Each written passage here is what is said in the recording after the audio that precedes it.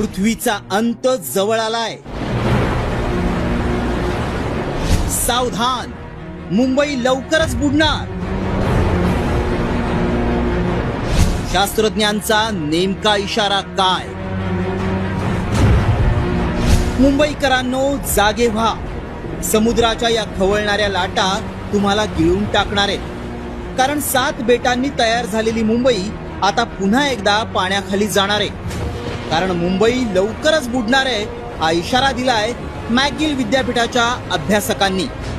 यात नेमकं काय म्हटलंय पाहूया. हवामान बदलामुळे समुद्राची पातळी वाढतीये.